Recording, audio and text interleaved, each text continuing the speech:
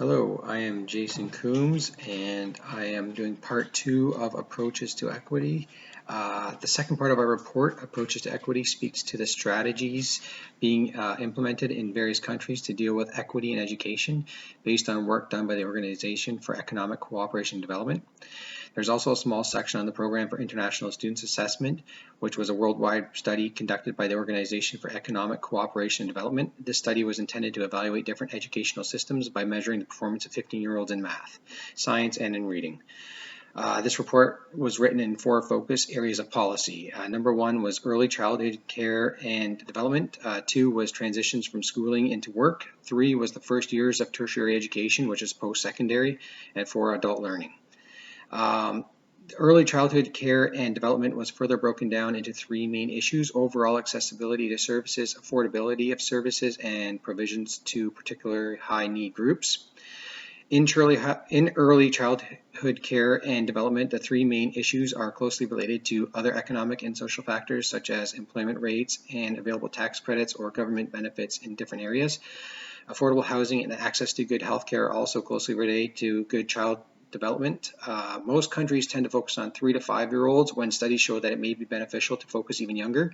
This report found that greater diversity in approaches needs to be done in high needs populations. Transitions from school to work involve 3 main areas as well: schools, tertiary education, and labor markets. Social policies and assistance also play a role in transitions from school to work. What makes this part a little trickier is that schools, tertiary education, and labor markets all overlap each other in the transition process, and for that reason it's hard to pinpoint where the best impact points for effective policy are. Factors outside of the education system also play a role in the transitions from school to work, like the economic status and employment rates at any given time.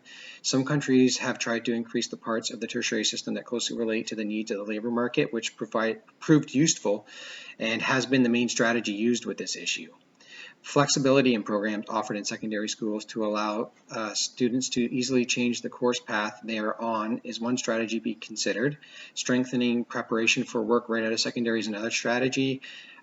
Making stronger bridge between secondary and tertiary education, better guidance and counseling, increased encouragement, and student involvement are also strategies to improve the transition from school to work. Huge increases in tertiary education is the most dramatic change in this report as of 2003. Many institutions have been added and enlarged, which has been substantial achievement. Funding for these institutions is different worldwide and comes with its own set of problems. Government-funded programs are directly proportional to the economic status of the country, and countries that have individuals pay for tuition are generally very expensive. The Organization for Economic Cooperation and Development have identified 3 key equity challenges in regards to tertiary education. Number 1, ensuring access to appropriate programs for all students who are motivated and can benefit. 2 is keeping tertiary education affordable. And 3 is ensuring appropriate provisions to learners in equity target groups.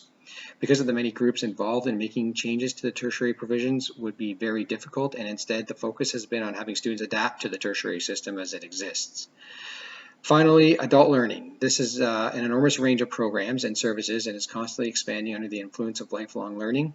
This looks very different around the world, as some countries do and don't put money into these programs based on other social and economic factors.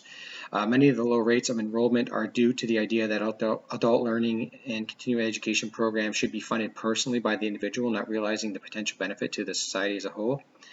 There are many other factors outside of education that affect adult learning, like the cost of childcare, drug addictions, and other life circumstances.